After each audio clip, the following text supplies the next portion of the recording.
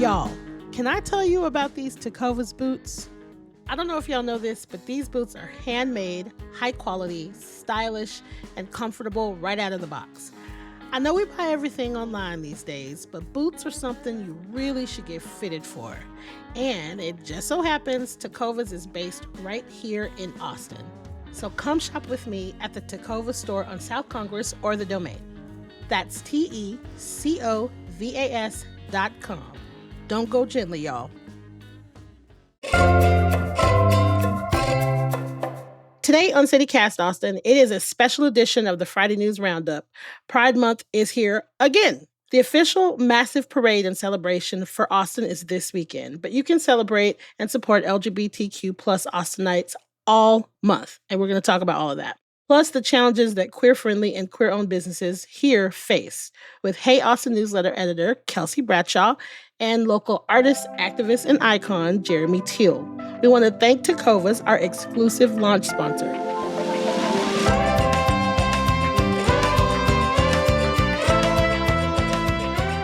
It's Friday, August 9th. I'm Nikki Devon, and this is what Austin is talking about.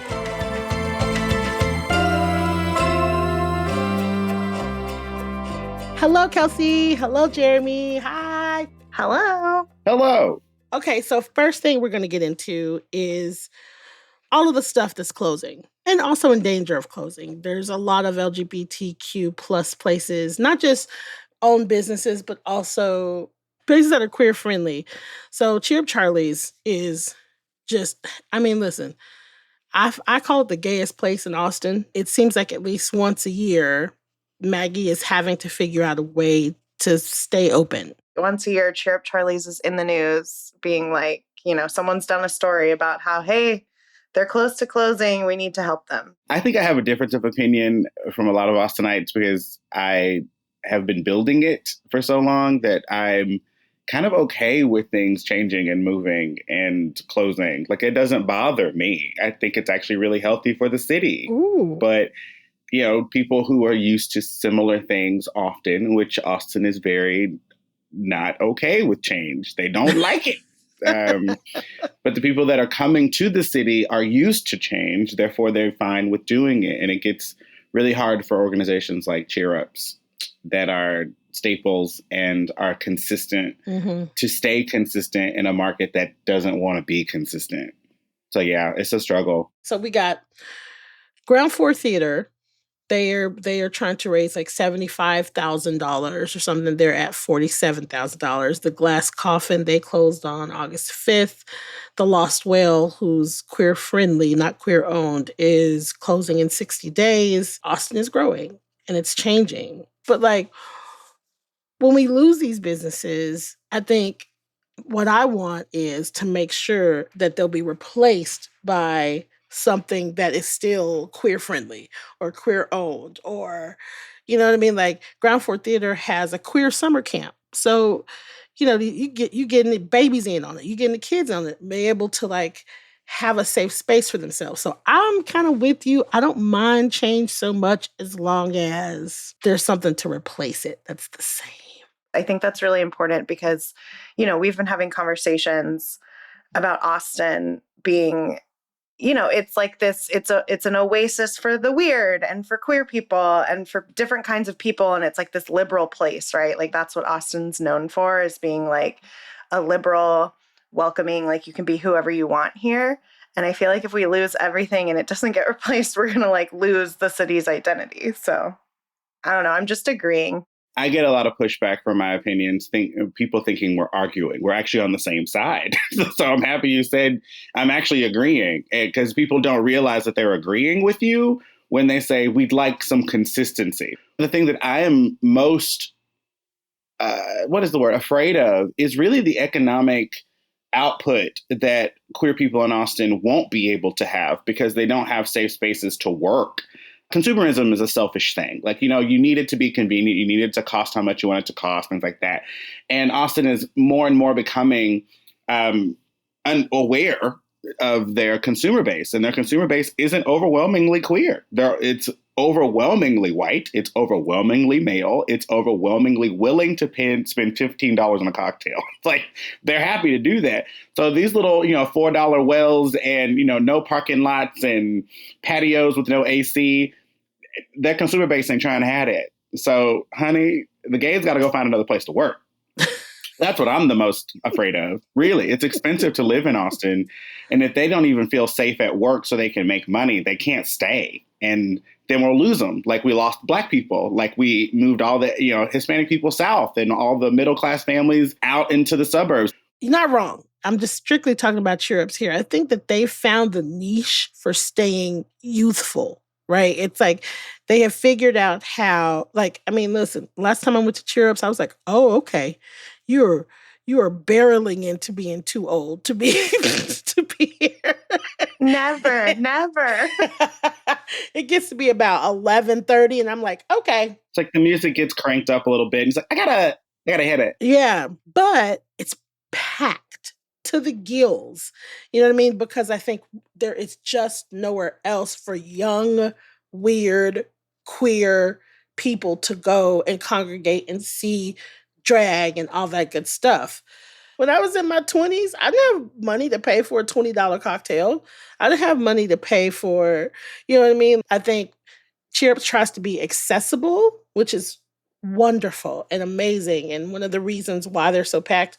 But my fear is that accessibility might cause them to not be able to stay. I think Austin is change. And that's when I often think about Austin. I think of it as a transitional place. I don't think of it as a permanent residence for folks. I think of it as an innovation place where people come, get their weird out, get their ideas out. I mean, look at South by. South by is once a year, but they put out some of the most innovative things that are global. But that money doesn't come to Austin. That money goes to different parts of the world and is in food and education and technology and automobiles and all that great stuff. That's not in Austin. But Austin is a place that people feel safe to be like, you know what? I came up with mushroom coffee. And everyone was about that fucking mushroom coffee when that debuted. And if you'd have did that in Detroit, Michigan, they would have laughed you out of that convention center. Right. So Austin is a different place for that. I always think of it as a transitional place where people come and get their shit together, get their weird out, because the rest of the world is not weird. And you, as much as you love it, you got to rein in your weird a little bit sometimes. And this is the place you get it out. Get it out, figure out who you are, figure out how to package it real nice, and go sell that shit somewhere else. Because the other herd of girls is coming behind you. Because there's another group of people that are going to get their weird out. Let them have it. Give them the space. You are blowing my mind, Jeremy. I'm inspired. I don't even think you and I have had this conversation. And this is a great perspective because I've been here my whole life. And to your point, this is a safe space. This has been a safe space for me to get my weird out because my weird is ever changing. Sometimes I do feel stagnant because I'm seeing this city that is changing. So I'm like, is my weird ever changing because the city is changing or because I'm changing? You blowing my mind right now. Welcome to my life.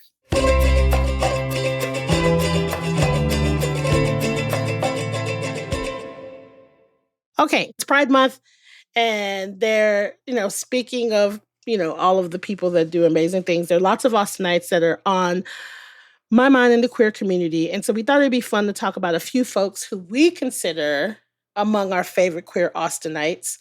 I had to shave this down quite a bit. Yeah, there's a lot. But we're going to start with you, Jeremy, because, you're here. Wait, are you saying that I'm one of your favorite queer Austinites? I'll take it. I mean, you are. Good. So who is one of your favorite queer Austinites? This was really difficult because like you said, there's so many. And I mean, ultimately, I am definitely in a transition where I'm considering all of my gifts. So I'm going to say me. Like, I think that I am top tier queer Austin. God damn it. If you don't like me, you don't like nothing. Like, yes. You don't know what's good for you. Yes. But I'm also surrounded by some amazing people. There's this wonderful advocate, She's not queer, but God damn it, she's queer adjacent. Her name's Lisa Schmidt.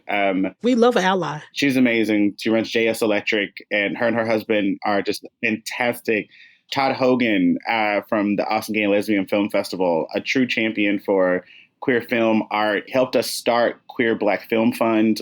Those are like, I guess myself included, are like the top 4 that I can think of, just because they're the ones that are moving and shaking in ways that aren't maybe very flashy and people don't realize what's happening for them. I'm going to talk a little bit about what you've been doing. So there's a reason why I choose me.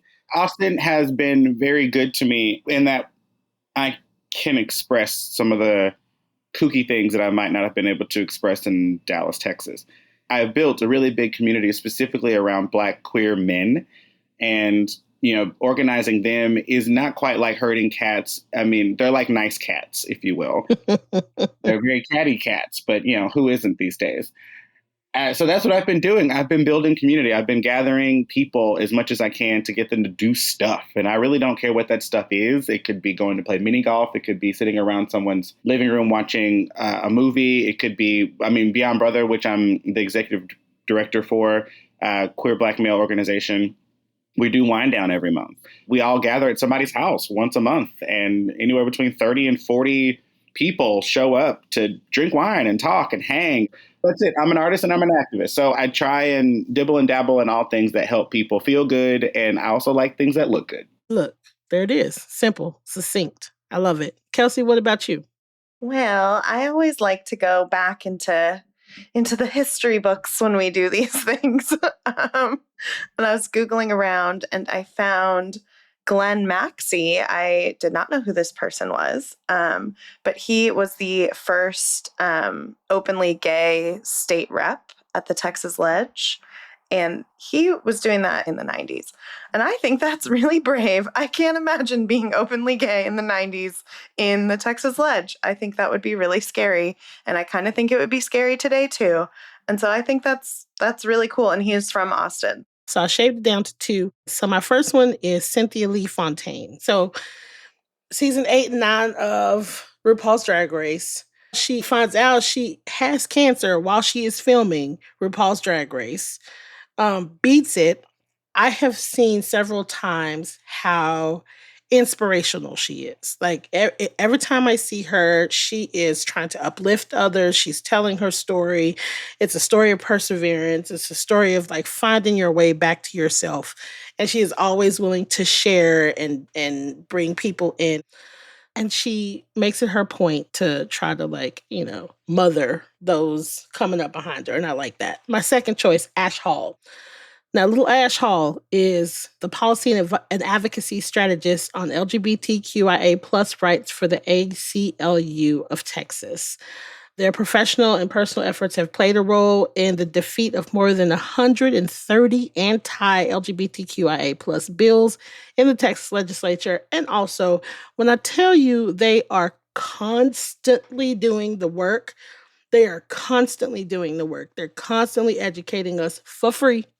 Keep telling us where we need to be, telling us where we should show up to support, doing all of this groundwork, all this footwork so that we can click a button or so that we can send some money or we can show up with a sign. Like, you know what I mean? They are a white presenting queer person and they are willing to put themselves on their tiny little cute little body on the front lines. To advocate. I love them. And then my last one is just like a personal one. Her name is Miriam Connor. And Miriam Connor is a community advocate, essentially. Always working to connect people, always working to make things easier and better for Black and brown people in the city. She's always in the community, creating wonderful moments, creating events that we can just thrive. And then on top of it, she's a political consultant. So she helps us have a voice in what's happening on the East Side and what's happening to our neighborhoods. She has a very realistic view of how things work. So we are starting something new. Every Friday, we're going to give y'all a little tip for the weekend in a segment sponsored by Tecovas. This week, for our first Don't Go Gently into the Weekend tip, we recommend heading out to Community First Village for their final movie night of the season. Catch the flick starring Austinite Glenn Powell, Fall Guy, for free at Community First Amphitheater and help support the neighborhood that provides housing for Austinites struggling with homelessness. Residents of Community First are paid a living wage to work the AV equipment and concession stand. So get there on Friday evening, well before showtime at 8 to stake your spot, and don't forget your blanket or camping chairs. So y'all, don't go gently, go into Covas. Okay, the origins of Austin Pride go back to 1976 when Mayor Jeff Friedman announced the city's first ever Gay Pride Celebration Week, and now Pride Month is celebrated throughout August.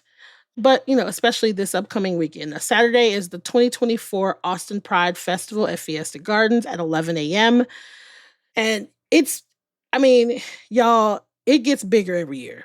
And the parade starts at 8 p.m. on Saturday at the Capitol, and it's going to march down Congress and end at the Congress Bridge at Cesar Chavez. The headliner is Saucy Santana, who started his career as a makeup artist for other rappers. Now, here's the thing, real quick. Austin Pride is going through it right now because evidently in their little, training or whatever, they specifically said that people were not allowed to have pro-Palestinian flags. I can see they're getting dragged a little right now. No shade. Well, and I have shade. Yes. Let's hear it. I think Pride is about protesting and sorry, basic knowledge. Full stop. But that's what it started out as. And that's the foundation of it. And I think everyone should be allowed to protest whatever they want. People forget these pride organizations are businesses. It's wonderful. They're great. They do these wonderful things ever so often. And please support your pride organizations. But do understand that most of them have executive directors that make hundreds of thousands of dollars a year. They have staffs. They have offices. They have company cars and cards and credit scores that are higher than yours. So be understanding that when you go to Fiesta Gardens, you are walking into a business proposition. You're paying to get in. You are paying to eat. You're paying to drink. And it's not just to keep the doors open, as like a Cheer Ups is, or like a Beyond Brother is. We're just trying to break even at the end of the year. And for the most part, we don't. So I wind up paying for this stuff, which is okay, because that's what I set out to do. Austin Pride is not, that's not how this works. They got the coins. They're going to get the coins, and they're going to continue, because you're going to keep giving it to them. Someone told me the other day, I don't remember who it was, they said that June Pride is for the gays and August Pride is for everybody else. And that's, you know what I mean? This is the time you get to take your family. You get to see a nice parade. Y'all can throw some candy. You can see some lights and some rainbows. And it's wonderful. And it's a nice little tiptoe into supporting the gays. And we love that. Mm-hmm. But it is still, it's safe. It's complicated. And ways to make it safe and organized are saying, hey, we got enough smoke going, so can we not bring in that? And it's actually, yeah, we can. I'm getting into all this smoke. Because that's what we're here to do. Well, at least that's what I'm here to do. Well, to Kelsey's point, I think that Pride was a revolution. Pride, and yes, things can grow and they can change and they can, all of that good stuff. But at its core, it's about people that were trying to get rights that weren't getting right. We can throw a party. The gays got party. People know how to have fun. So I need you to do, in my humble opinion, is start protesting more, and we'll handle the party part. Don't worry about it. Right. And it's funny. We talked to Andy Brown, Travis County Judge Andy Brown, and he's going to be a grand marshal at the Pride Parade. He was honest in a way that I don't hear often. He said straight up, someone else, someone in his camp that is gay had to pull him in and be like, hey, these things are happening. And so he is doing his part, but that's one person. That's a Travis County judge. You know what I mean? There's a bunch of y'all. And so really quickly, before we move on, I want to hear, Jeremy, what does Pride mean to you? Aside from the day that I'm going to drink more water than I have consumed all year, because it'd be hot as hell, Pride to me is an excuse to get loud. That's what it means. To me, it's my excuse to, when it's your birthday and you're kind of annoying because it's your birthday. Yep. I don't know, you just had a baby, so your feet just hurt. Like, that's my excuse. Pride is my excuse to just be like unapologetically whatever the fuck I'm gonna be today. And if you don't like it, it's pride, so you can't say nothing. Shut up, get out. At midnight tomorrow, you can say something, but right now, this is my day. But not right now. No. I love that. What about you, Kelsey? I think I'm still like figuring out what pride means to me. It's really important to me to be a good ally to the queer people in my life and just the people of Texas in general, which is a big undertaking for just one girl. But I think it really is something about just like trying to do the work and like trying to read more and trying to learn more during this month, especially about the history of pride and the history of like gay rights in Texas and things like that. I think it's more about like learning for me because I don't want to take up space that's not for me. And I think that's really important. That's like my biggest fear, right? It's like I went to RAINN one time and I was like, I need to leave. This is not for me. I don't need to be here. And I mean, I think it's fun. I think it's really great and all that kind of stuff. And I go to events and I try and spend my money. I try and put my money where my mouth is. I celebrate primarily in June, right? Just because that is kind of where my community is. My community is in Queer Bomb. My community is in, so June. My sister is great. My sister came out before I did. She did all the heavy lifting with my parents. I always say that my sister kicked the closet door open. So June for me is in a weird way, and a pride period it's just supporting my sister and just like giving her all of because if it wasn't for her, I don't think that I could have had such an easy, like my coming out story was so easy. There was no coming out. I just was like, hey mom, I think maybe, ladies are on the table too and ladies. And my mom was like, yeah, man, sure. That's great. Do you want some of these pork chops? Like, like it was just that the family had already done it. We go to every pride in Dallas, Houston, Austin, and she can find some in San Antonio, wherever she wants to go to celebrate Pride in June. I follow behind her and go with her because she was a person that just kicked the door open for me. So that's, and then also I'm gonna piggyback on Jeremy. It is absolutely my excuse to just be like, gay, super gay. Can't do nothing about it. And it's like, black is the new rainbow. Get into it. Yeah, exactly. And to your point, Kelsey, I put my money where my mouth is. So, so like, if it's any kind of gay event, any kind of businesses, they gonna get my money. Yeah, no, I was going to talk about, again, economic impacts, because Pride is a time for you. I like to help people think every year around Pride should be your anniversary for you supporting something, either a monthly or yearly donation, $5, $10, $15. Think coffee, 2 coffees or a cocktail. OK, you should be doing that every month to at least one organization that supports queer people. And I also think you should be doing, I think you should have 2. I think you should have one for queer people, and I think you should have one for another minority population. I choose Black because that's just me. And I have an arts organization. So I have 3. So I spend about $45 a month in donating every month. So go find a place you want to support or give $10 a month to. Just make sure you're giving something to somebody and not just out here buying OnlyFans subscriptions. OK, you're wasting your money. You don't know those people. Well, and the part you said about $5, I think is really important for everyone to remember. Like, you don't have to have all the money in the world to make a difference. It can really be $5. $5 goes a long way. $5 is a bottle of champagne for a gala. $5 is paper plates and cups for a barbecue or like a cookout that's raising funds per plate. $5 is a quarter tank of gas for some people's cars. Exactly. And side note, if you do want to do OnlyFans, make sure your OnlyFans is somebody that you know or somebody that you can support in your city. Same with Patreon. I know plenty of people. Touch yourself and be supportive. We love to see it. Let's talk quickly about a couple of businesses. So I'm going to rattle off a few of my, I don't know, of course, Cherub Charlie's, but like the Little Gay Shop off top. Little Gay Shop is a wonderful place for you to go and shop. And they've got stuff from all kinds of artists throughout the city. Little Gay Shop, Scissor Sisters Salon, a vintage shop, Mary J. Shops, Drink Slingers, Las Ofrendas, Griselda's, Lick Honest Ice Cream, Pride Socks, and this weekend there is a big 2-day queer market at the Palmer Event Center, so you can shop a bunch. I think it's something like 170 local queer artists. I'm a child of public health and sexual health, so places like your Ashwells and your Vivants and your Kind clinics, please go donate to those, because that's how we keep people STI free for free. The city is full of just wonderful people in the queer community, the LGBTQIA plus community, that need your support and would love to support you.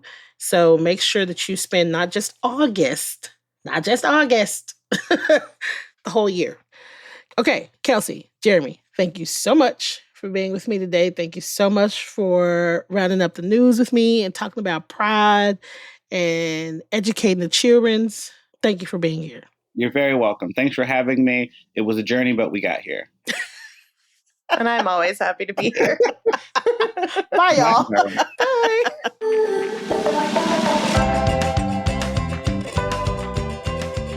That's all for today here on CityCast Austin. Our executive producer is Eva Ruth Moravec. Our producers this week are Joyce Tang and Natalie Rivera. And I'm your host, Nikki Devon. Our Hey Austin newsletter editor is Kelsey Bradshaw. Music is by Nelson Valente Aguilar of Como Las Movies. If you enjoy the show, why not tell a friend, rate the show, leave us a review, and subscribe to our Hey Austin newsletter. We'll be back Monday morning with more news from around the city. Bye, y'all.